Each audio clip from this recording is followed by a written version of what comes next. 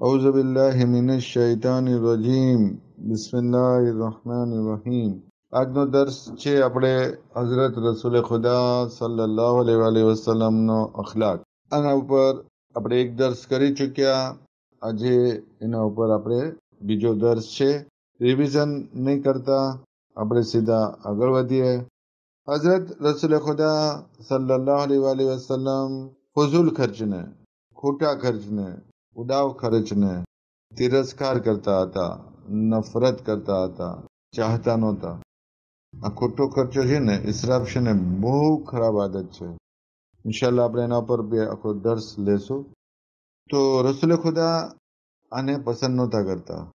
અને કરકસર કરવું, મધ્યમ સરપણું, મધ્યમાં, ન ઉડાવ ખર્ચ, ન લોભ, ન બુખલ, પણ મધ્યમ સરપણા અને સંતોષ રાખવાને ચાહતા હતા, પસંદ કરતા હતા.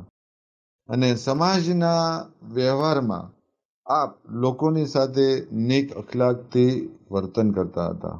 12મો મુદ્દો, ન્યાય અને ઇન્સાફ વખતે મુસ્લિમ હોય કે કાફર, કમજોર હોય કે શક્તિશાળી, પોતાનો હોય કે બીજો હોય, ન્યાય કરવામાં, અદલ કરવામાં કોઈ ભેદભાવ રાખતા નહોતા. બધાને એક સરખી નજરે જોતા હતા. કોઈનો પક્ષપાત કરતા ન હતા. હંમેશા હકીકત અને સચ્ચાઈને નજર સમક્ષ રાખતા હતા. આપનો ન્યાય અને ઇન્સાફ, આપની બક્ષિસ, આપનું આપવું, આપની દયા બહુ પ્રખ્યાત હતી, બહુ આમ હતી. અને બધા જ લોકોને કોઈ પણ ભેદ વિના તેનો લાભ મળતો હતો. અને રસૂલુલ્લાહ સલ્લલ્લાહુ અલૈહિ અમાનતદારી અને સાચું બોલવામાં તથા ભલાઈઓ કરવામાં, નેકી કરવામાં અજોડ હતા, બેમિસાલ હતા. આપ સલ્લલ્લાહુ અલૈહિ બુરા લોકોની સાથે, ખરાબ લોકોની સાથે હિકમત પૂર્વક પેશ આવતા હતા, હિકમત પૂર્વક એની સાથે વર્તન કરતા હતા. અને લોકોને ખરાબ આદમીઓથી, ખરાબ લોકોથી દૂર રહેવાની હિદાયત કરતા હતા. 15મો પોઈન્ટ, લોકોને વિરુદ્ધતાઓ અને ફિતના ફસાદથી દૂર રહેવા ફરમાવતા હતા. સમાજમાં એકબીજાની વિરુદ્ધતા, વિરોધ, ફિતનો ફસાદ ન હોવો જોઈએ. સમાજમાં, કોમમાં એકતા, ભાઈચારો સંપ હોવો જોઈએ. 16મો મુદ્દો, બદગુમાની, ખરાબ ગુમાન તથા ઐબ તલાશ કરવાને, માઇનસ પોઈન્ટ શોધવાને ખરાબ સમજતા હતા. કોમના મોટેરાઓ, કોમના આગેવાનો, પછી તે કાફર કોમના હોય કે મુસ્લિમોના, તેઓની ઇજ્જત કરતા હતા અને આજ્ઞા કરતા હતા, હુકમ કરતા હતા કે દરેક કોમના બુઝુર્ગોની ઇજ્જત કરો. રસૂલુલ્લાહ સલ્લલ્લાહુ અલૈહિ ઘણા સહનશીલ હતા. જો આપની સામે કોઈ અણગમતી વાત થતી, જે પસંદ ના આવે એવી વાત થતી, તો આપ સબ્ર કરી જતા હતા અને ગુસ્સે થતા ન હતા. અને જો ક્યારેક ગુસ્સો જાહેર પણ થતો તો ખાસ અલ્લાહના જ માટે થતો હતો. 18મો પોઈન્ટ, બુઝુર્ગ માણસોની, વડીલોની ઇજ્જત કરતા હતા અને ફરમાવતા હતા કે જે જવાન બુઝુર્ગોની, ઘરડા માણસોની, વડીલોની ઇજ્જત કરશે, તેના બુઢાપાના જમાનામાં અન્ય લોકો તેની પણ ઇજ્જત કરશે. 19મો પોઈન્ટ, બીમારોને જોવા જતા હતા, બીમારોની ખબર કાઢવા જતા હતા. અને જ્યારે કોઈ ગુજરી જાય તો જનાઝામાં શરીક થતા હતા, જનાઝામાં જાતા હતા. 20મો મુદ્દો, માફ કરી દેવું એ આપની આદત હતી. અને લોકો કોઈ બહાનું બતાવતા, કોઈ કામ માટે કે મારે આમ થયું, આમ થયું, બહાનું હોય ખાલી, સાચી કત નહીં, બહાનું બતાવતા, તો આપ આગ્રહ ન કરતા અને તેના બહાનાને માન્ય રાખી લેતા. ખબર હોય કે બહાનું છે, પણ તેના બહાનાને માન્ય રાખતા હતા. 21મો પોઈન્ટ, ગિફ્ટ આપવી, તોહફો, ભેટ આપવી એકબીજાને પસંદ કરતા હતા અને લોકોને ફરમાવતા હતા કે મારી ઉમ્મતના લોકો હંમેશા ખૈર અને ખૂબીમાં રહેશે જો તેઓ એકબીજા તરફ પ્રેમ ભાવ બતાવશે, મોહબ્બત બતાવશે અને આપસમાં એકબીજાને ગિફ્ટ અને ભેટ મોકલતા રહેશે.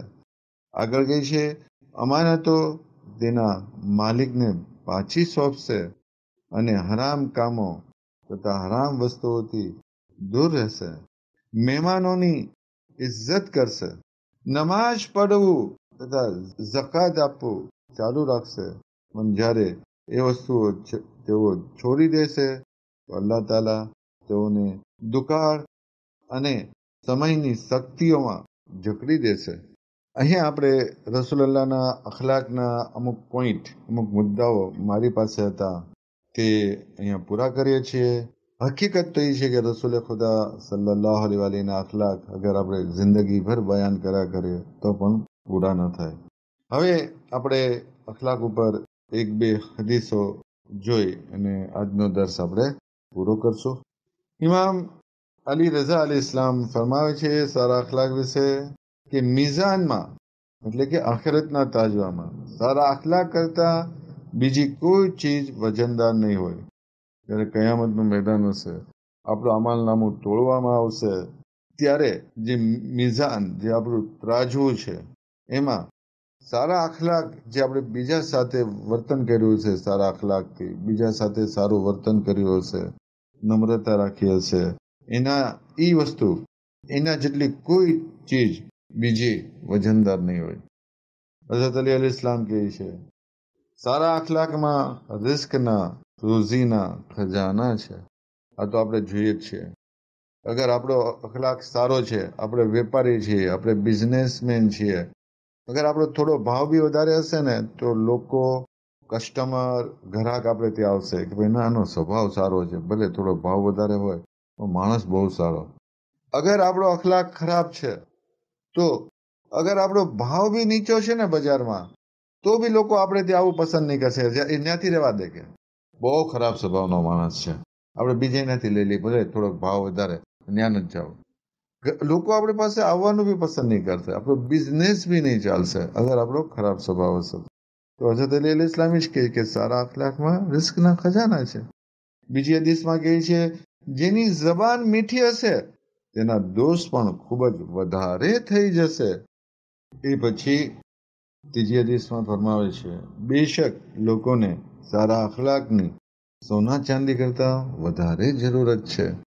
કે આપણે સમાજમાં લોકો સાથે સારા અખલાકથી વર્તન કરીએ, સારી રીતે વર્તન કરીએ, જબાન મીઠી રાખીએ, મીણા ટોણા, કડવા વેણ ન કહીએ તો એ આપણો સારો અખલાક ગણાશે અને એ અખલાક કયામતના ત્રાજવામાં બહુ જ વજનદાર હશે, આપણી નિજાતનો સબબ હશે. અલ્લાહ પાસે દુઆ કરીએ આપણે જે કાંઈ બોલ્યા અને સાંભળ્યું એના પર અમલ કરવાની તૌફીક આપે, આપણી રોઝીમાં ખૂબ જ બરકત આપે, આપણી નીક હાજતો પૂરી કરે. ઇલાહી આમીન. व आखिर दावाना अनिल हम्दुलिल्लाहि रब्बिल आलमीन.